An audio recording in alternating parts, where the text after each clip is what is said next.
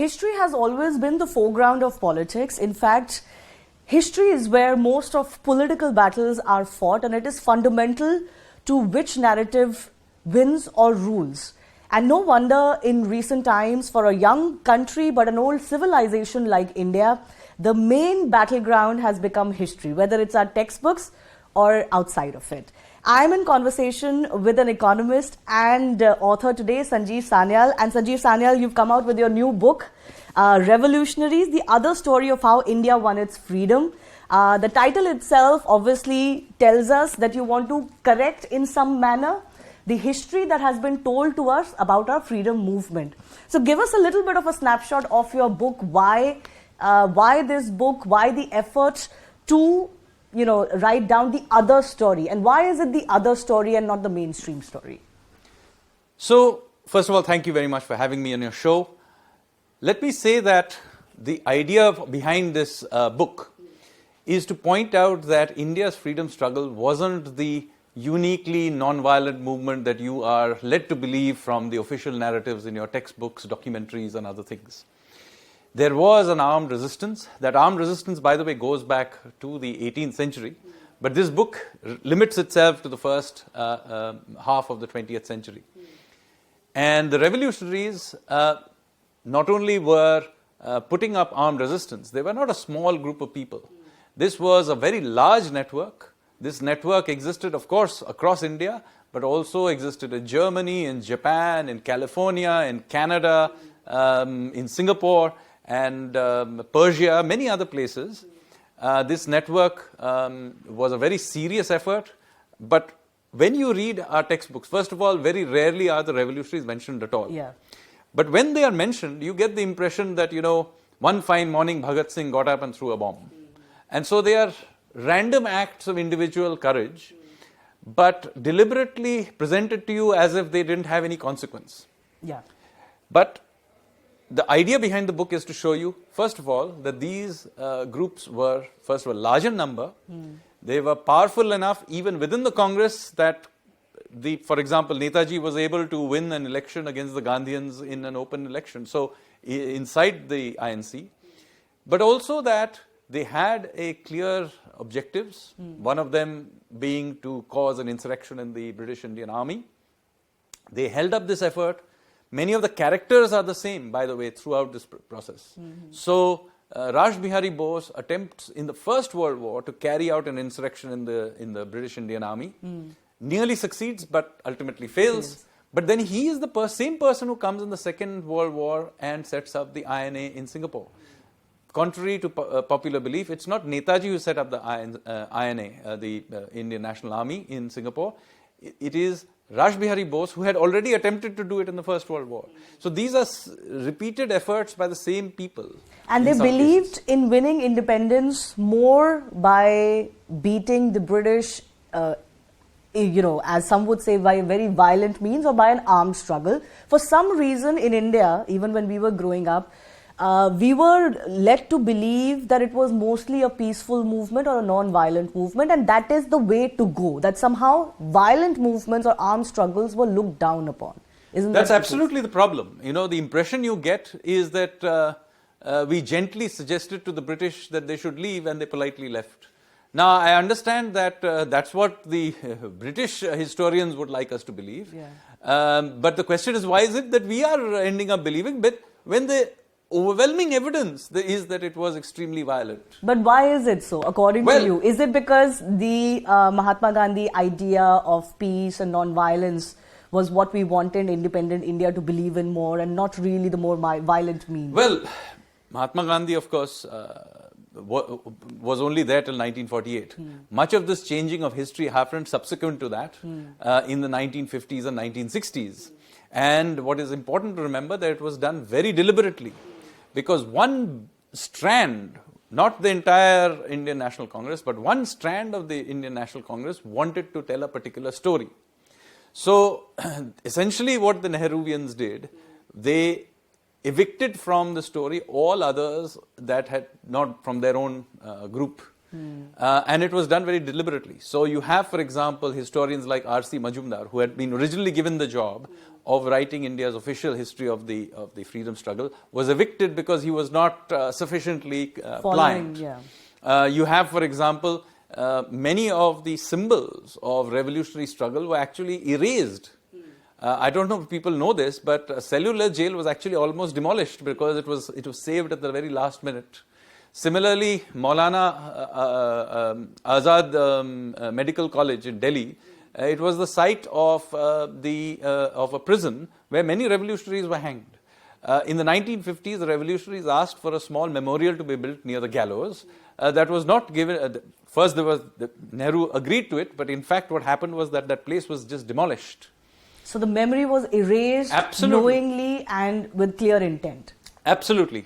And the reason this happened, the revolutionaries were not able to put up a resistance to this, is because almost all their top leadership had been eliminated by the British. So although it was a very large movement, all their key leaders, almost nobody survived till independence. Whether it's Bismil or Chandrasekhar Azad, Sachindranath Sanyal, Bhagat Singh, you name it, Raj Bihari Bose or any of these great leaders of the revolutionary. Netaji, of course, famously disappeared or died, depending on your belief. None of their great leaders survived till independence. Therefore, even though they had been a very important part of the struggle, they were not given their due. And in fact, even worse, the soldiers of the INA, the sailors of the Navy, Royal Indian Navy, who had revolted in 1946, none of them were actually taken back into the army or the navy, and they were not even given recognition as freedom fighters till much, much later. That seems vicious almost, isn't it? Absolutely, it was absolutely vicious. It's a story that absolutely needs to be told.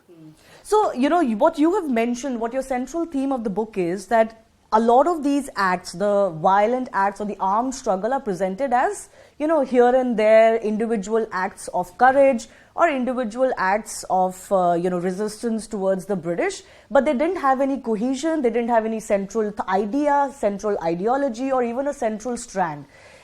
When somebody reads this book, what's the idea they're going to get? And I mean, if you can tease us a little bit about what is a common thread between these revolutionaries. So many of the ideas of modern India actually emanate from this revolutionary movement. This has actually been hidden.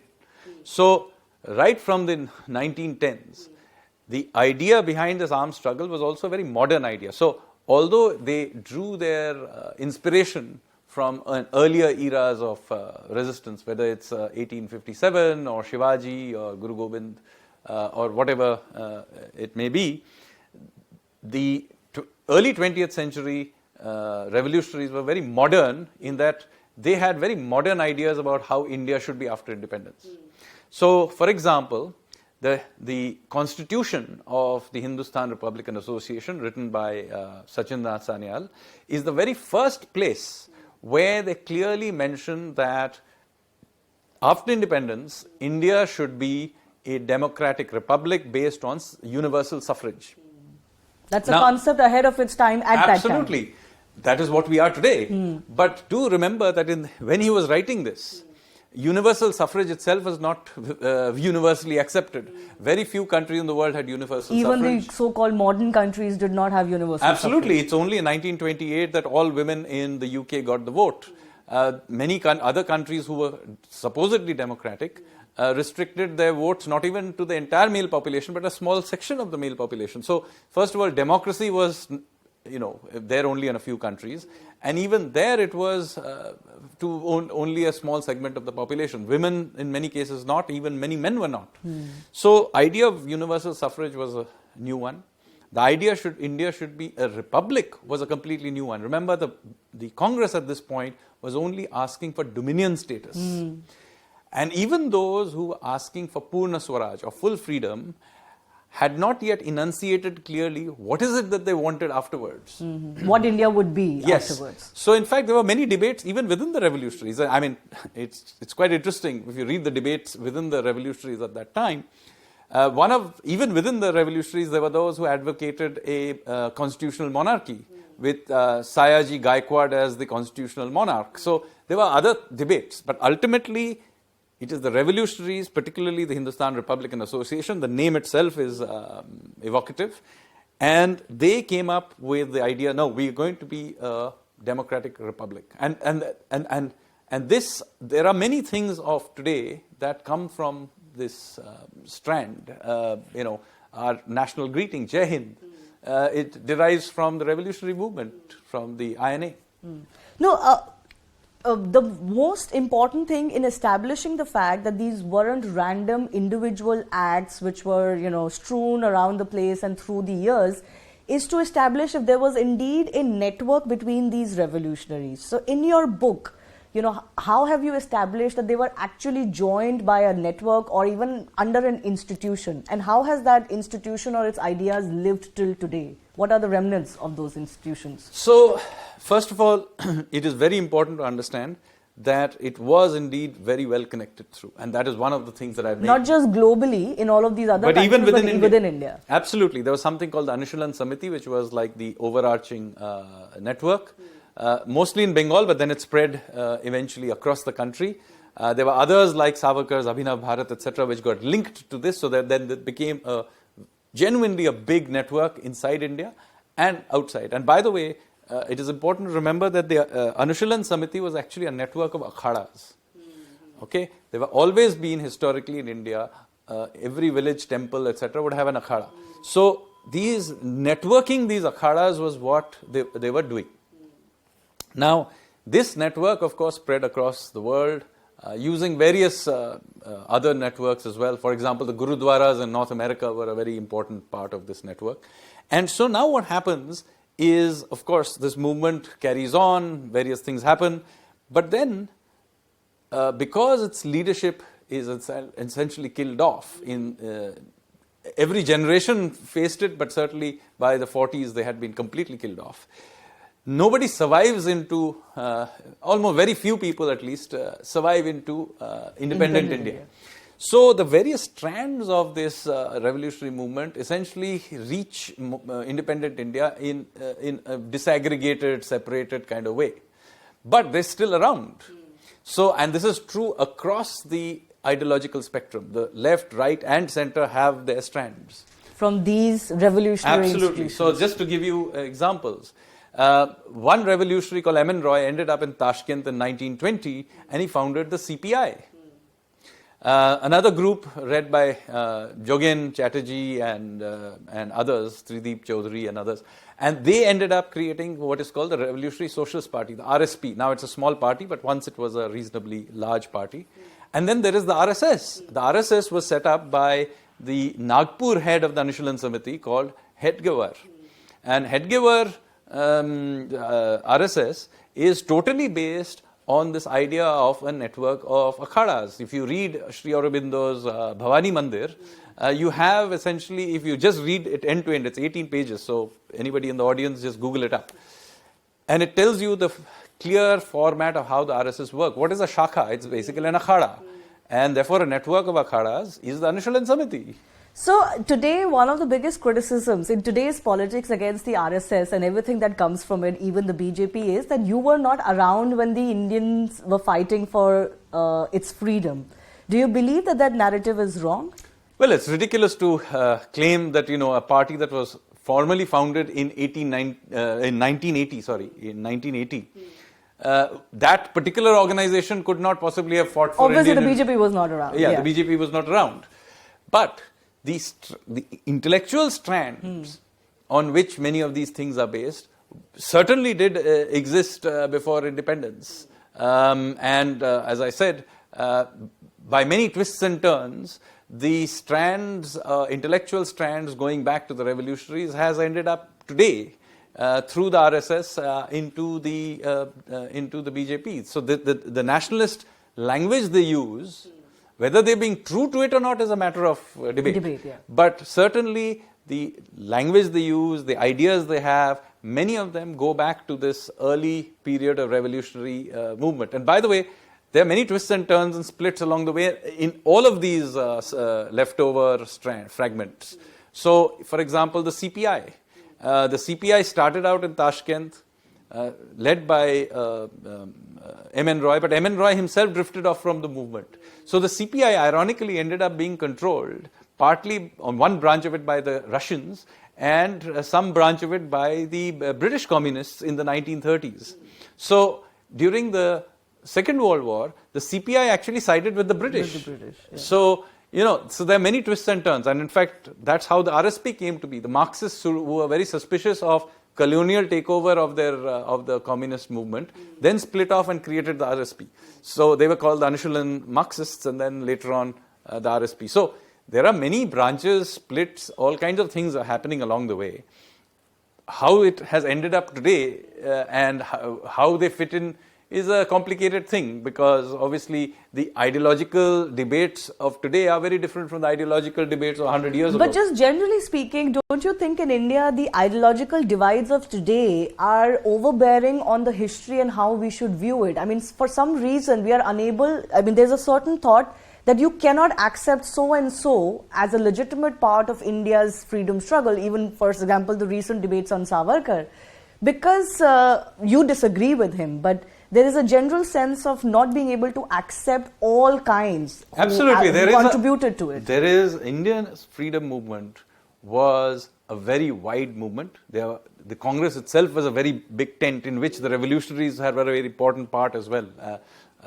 You hear sometimes about the extremists versus moderates. But the fact of the matter is that's the wrong way to tell the story. The Lal Bal Pal, why they were being called extremists? Well, they were asking for freedom. Hello, that's not a particularly extremist idea. The moderates, on the other hand, were making small-time petitions. So if you take it from the language of the revolutionaries, they thought of one group as the nationalists and the other group as the loyalists. So you see, you have to be very careful about what you extrapolate into today's politics. So let me ask it bluntly. Do you think today's Congress is a little bit nervous about the other story of how India won its freedom, as you call it, and the revolutionaries' role and others who they may ideologically differ from, but accepting them as legitimate parts of India's freedom struggle? Well, I'm not a politician. It's up to them to judge, but it is absolutely wrong for any group to try and delegitimize other branches of the freedom struggle. And by the way, I have talked here largely about the revolutionaries, but do remember that the revolutionaries themselves are part of a wider landscape, which included peasant movements. For example, the Eka movement led by Madari Pasi, or the large number of tribal revolts that happened. And they were, all of these Eka movement or these various tribal revolts, all of them had a very close link to the revolutionaries. They had very, Alluri Sitaramaya Raju, now popularized by RRR, was himself a revolutionary. Similarly, there are parts of India that are not a part of the story today, but are actually, when seen from a revolutionary perspective, very important. For example, Manipur. Now, nobody hears of Manipur in our freedom discourse, right? But let me tell you about Manipur. Manipur was the place where there was the last resistance of the traditional nobility against British rule. In 1890, the Manipuri nobility rose in revolt. This is the last spark of traditional elite against British rule. It is also the first part of India that got liberated by Subhash Chandra Bose's INA. So the liberation so the role of Manipur is absolutely critical. In fact, it is one of the very few places where the revolutionaries actually achieved political power. So you see some of the early chief ministers, etc. of Manipur, they had their roots back in the INA attempt to liberate India. That's very, very unique. When many other places they were absolutely suppressed and kept out of the story. So Manipur, again, as I said, you wouldn't think of it as a particularly important part of Indian history. It isn't if you see it from the other perspective. But if you see it from the revolutionary perspective, absolutely central to the story. Now the tragedy here, Sanjeev, is that a lot of it is being written in books by authors like yourself, but it is not really finding its space in Indian textbooks. I mean, the Education Minister, Dharmendra Pradhan, only recently was on record to say that from this year onwards, in fact from this month onwards, India's real history will be taught. Now, I know that it's a larger question, what is real and what is not so real. But when are we going to actually have the change in Indian textbooks to reflect all of these strands of the revolutionaries and others and all kinds of people who came together to win India its freedom, or the more wholesome collective, picture of India's freedom movement? Isn't that what is required? I think there is now general acceptance of the fact that we need to have new textbooks and tell our Indian story from an Indian lens. And this is not just about this little bit of history. There are all kinds of colonial era, Marxist and other layers of distortions that are there in our school textbooks. They now need to be replaced with a more fact-based story. Now, for doing this, we need to first establish the facts, tell a story, test it in the general population so that there is wider acceptance of it. The idea is not to replace one bunch of lies with another bunch of lies. The point is that it must be properly researched. So the scholarly work had to be done. It had to be road tested. This book is one part of an effort to get people to respond to the other narratives. And then it then seeps into, so one shouldn't do it the other way around, because otherwise what will happen, first of all, you'll end up with shoddy scholarship. And then, it's a debate between two sets of distortions, which is not what you want. Two, you need wider acceptance of whatever it is so you're that telling. It cannot be reverted or changed back either. Absolutely. Once that change is made, Absolutely. It has to be acceptable enough that it continues to be in our textbooks, because we don't want it to be governed by who's in power at that time. Absolutely. So once you've got people to know about Anshul and Samiti, you know the contributions of Netaji and Raj Bihari Bose and Bismil and Ashfaqullah Khan and all these people, you know why they were doing what they were doing, then you see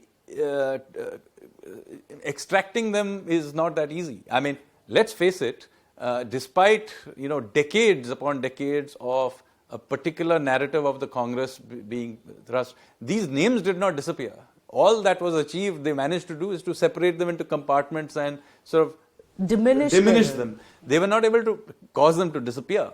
After all, enough material remained that I was able to come and write this book. So, no, but that effort has to be done now. If we let that be another 100 years, who knows? So even that might be wiped off. The good news is that there is now a momentum. Yeah. There are other writers other than myself who are also doing this. There are academic historians. And then, it becomes a momentum. And by the way, we are here talking about history. This has to be done in other fields of social sciences as well. I mean, the way our economics textbooks are still taught, you would get the feeling that the Soviet Union is still around. Finally, I think, would you say time has come that Indians also accept that we were quote-unquote violent? And our armed struggle was equally important. I don't know why we carry a little bit of baggage, or there is a little bit of shame. Why are we apologetic about it? There's a little bit of shame associated with it. We were a country under occupation for hundreds of years by foreigners who came here and exploited us and did horrible things to us. Some of this happened within living memory. I mean, the Great Bengal Famine happened in just 1943. There are people around who remember it. And tens of millions of people died in famines and plagues and so on that happened under colonial rule, and even before that under Turkic and Mughal rule. Why should we be apologetic about the fact that we put up resistance? After all, the French are not apologetic about the resistance against the Nazis. The Irish are not apologetic about the resistance they put up against the same British rule.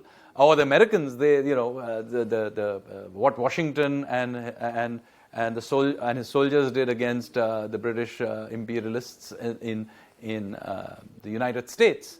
Why have we been taught to be apologetic about the fact that we did what is entirely human and natural, to put up an armed resistance against the occupation of our country?